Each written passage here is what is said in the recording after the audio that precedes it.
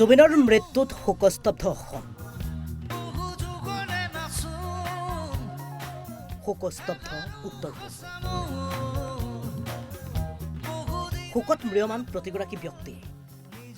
কি নগৰ, কি চহৰ, কি গাঁৱৰ, কি প্ৰতিটো চুবুৰী। আজি সকলো নীৰৱ নিতা। ম্ৰিয়মান আজি সকলো। পাছে শোকস্তব্ধ হৈ পৰাৰ সমান্তৰাল ক্ষোভত ফাটিছে একাংশ।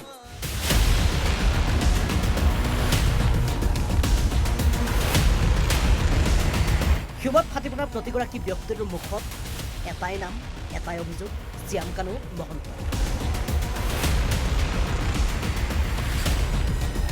সকলোৰে অভিযোগ, জুবিনৰ মৃত্যুৰ আঁৰত শ্যামকানু মহন্ত।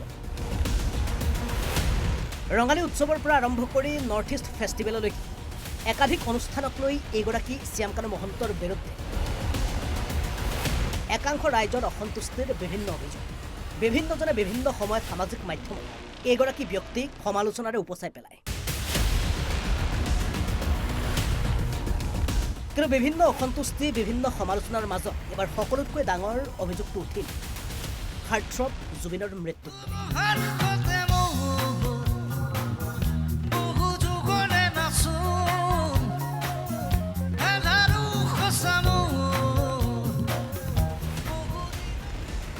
সকলোৰে প্ৰশ্ন, জুবিন অসুস্থ বুলি জানিও কিয় শ্যামকানু মহন্ত জুবিনক লৈ গৈছিল নৰ্থ ইষ্ট ফেষ্টিভেলত? কিয় জুবিনক এৰি দিছিল সাগৰৰ মাজত স্কোৱাড ৰাইডিং কৰিবৰ বাবে?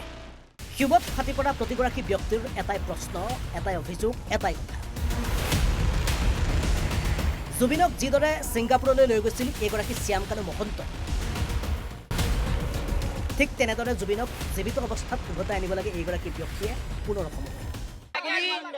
আপুনি য'ত আছে, আপুনি শ্যামকানু মহন্ত ডাঙৰীয়া, আপুনি য'ত আছে তাতে থাকক, সুস্থ থাকিব। আপুনি আমাৰ সন্মুখত অনুগ্ৰহ কৰি নাহিব, কাৰণ আমি কষ্ট কৰি খোৱা মানুহ হয় ন। আমাৰ গাত তেজবিলাক গৰম, মানে কিবা এটা কৰি দিম, পিছত জেল খাটি আহিব পাৰোঁ। জুবিনৰ কাৰণে আগতেও কৈছিলোঁ, মৰিব পাৰোঁ, মাৰিব পাৰিম।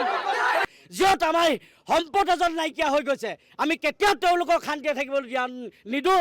চৰকাৰে অতি সোনকালে ব্যৱস্থা গ্ৰহণ কৰক আৰু জুবিন গাৰ্গক যেনেকৈ ছিংগাপুৰলৈ নিছিলে সেইদৰে অসমত আনি দিবৰ বাবে আমি দাবী জনাইছোঁ।